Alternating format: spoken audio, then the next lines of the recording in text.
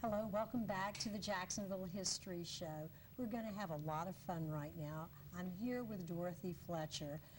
Dorothy is a woman many of you have gotten to know through her books, and I guess personally too. And you have just or another book is just published that you've written that has become wildly popular. It is in its third printing in a month. Unbelievable, but not surprising to me, because I'm going to read the title of this book, and everyone listening, watching will probably understand why. It's called The Lost Restaurants of Jacksonville.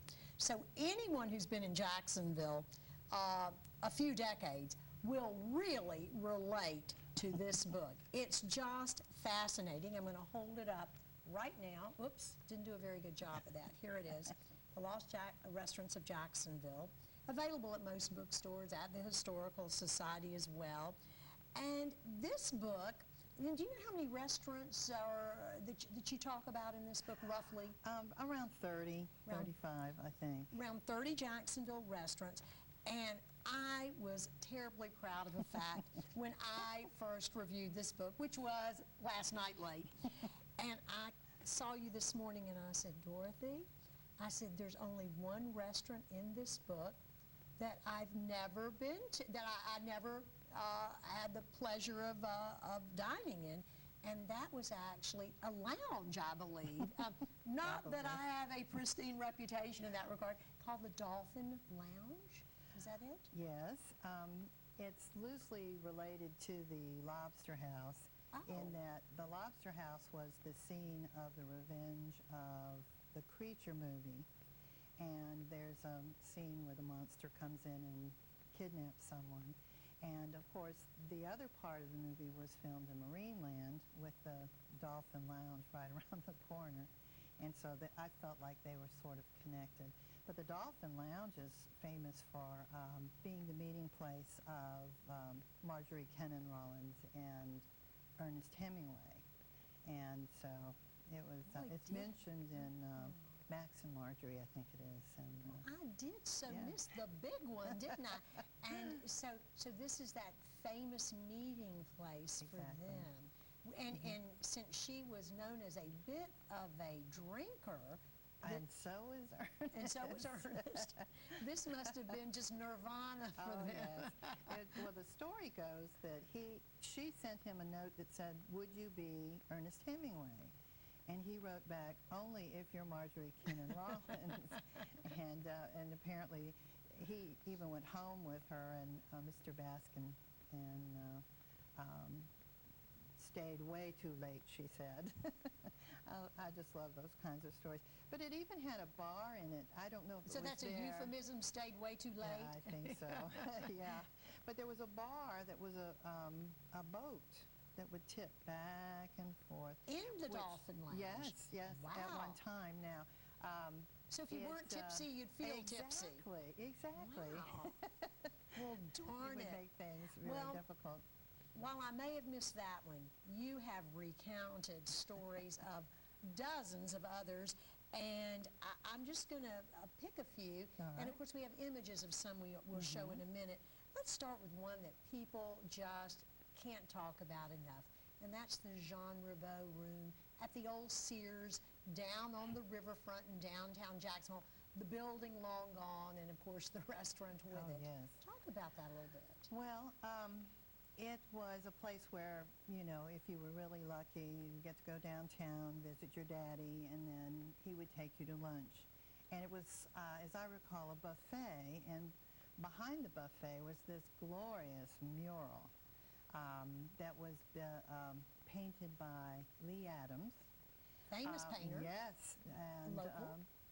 As a matter of fact, Mamie Eisenhower and very famous people own originals of his. But he did this Ribaul's Landing, and it had the Native Americans and ships in the background and the Frenchmen and all of that, the Huguenots. It's like 35-foot mural. Oh, it's huge. Yes, and 8 feet tall. Yeah. And when the building was just, torn down, They took the painting off its frame and rolled it up and put it in this wooden box that was, I believe, kept at Lee High School in the basement. And of course, Jim Overton wanted to resurrect this beautiful painting. And when they went in, it was awful. It was in moldy, and the roaches had done a number on it.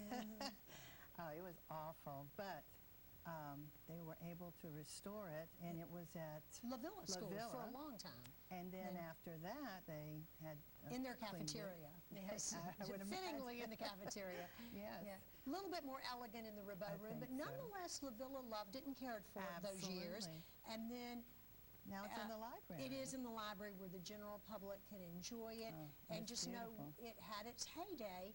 And who would think the Sears having this elegant lunchroom in Exactly. downtown Jacksonville, the Rabot room, and just a few others, just so famous. The steer room that was down under the down at the Yes. farmers market. Yes. Apparently their foundations overlap in some form or fashion. I have no idea how that works, but that is the And so place. sadly burned down really in what you and I might call recent history. Do you remember the year? No. No, I don't either, but it wasn't to anybody else, but to us perhaps. So That was sort of an occupational hazard for restaurants. Quite absolutely. frequently they would burn. And of course, also very popular in the downtown area, while we're still in the downtown area. I mean, the Lobster House. You referred to it a little bit earlier, and if we can get a long shot, perhaps up on the screen, now this is the kind of red-orange roof in the front corner of your screen. We're going to get a close-up of the Lobster House, and there you go. Right. What are your research? What did it show? Well, about Lobster House? it was a happening place, and I watched the Creature movie over and over and over again to see how it figured into it. And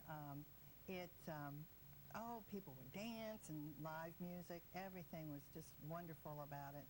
It burned to the water line and could not be rebuilt on the foundation, on the pier that it was on. So that's when, I'm trying to remember, I think it was first the Diamond Head and then Harbor Masters. Okay. No, wait a minute, someplace else.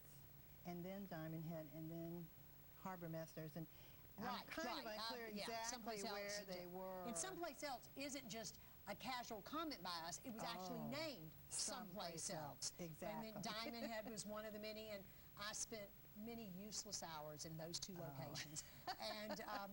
And so now we're actually going to take a look at what we talked about earlier, the Dolphin Lounge, where Hemingway and Rawlings met. It's no longer there. I mean, obviously it's been down to the sand, but they have kept the bar. So in case they ever do decide to have another restaurant, they'll see if they can't put that in. Where was this located exactly? It's south of the complex. You know, it was almost part of the Marineland Okay, so way complex. south. That's what I thought. It was Yes. way off the beaten track. I probably didn't have gas money to go down there. That had to be it. Now, the sea turtle is a Jacksonville beach icon. Well, they would probably call it, what, Atlantic Beach or Neptune? I think I'm going to so. get in big trouble about this, not to know exactly what they call that dead end of Atlantic Boulevard. Exactly. Is where it was located. What would you like to tell us about the sea turtle? And the sea turtle, I've always loved the sea turtle. I had an engagement dinner there, and went there quite frequently just to be there. It was just a lovely, elegant place. Had a famous seafood buffet on Friday night. Famous. Absolutely, yes. And it was And the lobster. just the place Just the to thought. be seen, have a grand time. And you could see the ocean. That's another wonderful thing, is to be able to, be a part of that. And today that's the site of Ocean One. Ocean One. Thank you very much. And we're going to take a look at an interior shot of a sort of a big banquet room facility. And this was at the very venerable Mayflower Hotel. Sadly, we don't have the exterior shot. I believe your book does. Yeah. Yes. It had what was called the finest garden spot in the South on the roof. I'm not sure that's exactly how it says it, but I thought that really was kind of a neat idea.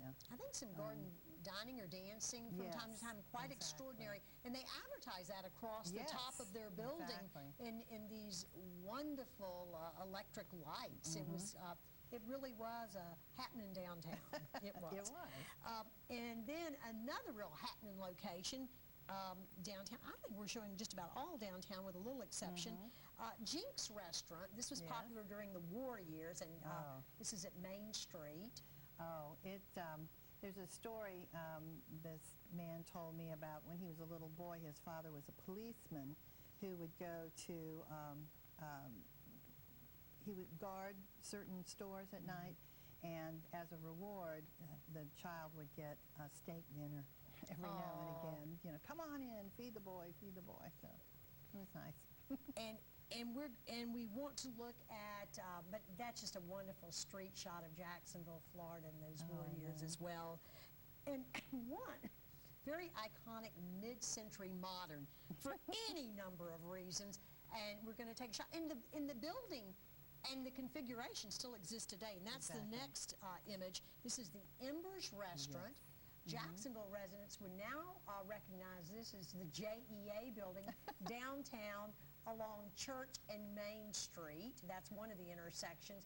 And up at the very top you see almost this round structure. And that was the Embers Restaurant. And tell them what it was famous for, Dorothy. Well, it went around, for It one turned. thing. And that was about the time that Seattle had its Space Needle, and I Yes, sir. think the United States was revolving restaurant crazy, and Jacksonville was not to be outdone, so we had this wonderful place. I only went maybe twice in my entire life, but it was so beautiful to see the city go by your table as you would dine, and the food was quite scrumptious, you know, but I think it was the view that most impressed me. But many people that I talked to, they would meet their, you know, their fiance and or someone that they cared about. The funniest stories, though, are about the purses that they'd put on the windowsill and suddenly would go away because your table had moved, you know, X number of feet as the And we have an it interior, revolved. I don't know if they showed the interior shot of that already or not. They may have already shown it. And I said, just such a, there it is, the mid-century modern statement. What, you know, what all the restaurants are trying to achieve today, they had it. Exactly. And I want to talk just a little bit about the fact, so you've got this new book out, which is available most bookstores in Jacksonville, and you're going to give a talk about the entire book and show a lot of visuals at the Jacksonville Historical Society on Monday night, January the 28th. And this is, Correct. I'm doing this again with the book. I'm holding it out in nowhere, in the black. And it's so exciting to know that. We're going to welcome you there, or people can just go on the website, jackshistory.com, and take a look when you'll be there. Thank you for all you do to add to the body of knowledge of Jacksonville history, all you do to save our very precious personal histories. Dorothy Fletcher, you are a Jacksonville jewel. Thank you, bless your thank you. heart. Thank you. And I want to thank everybody for watching. To hear more about Dorothy Fletcher's program, just go to www.jackshistory.com. And for now, folks, we're history.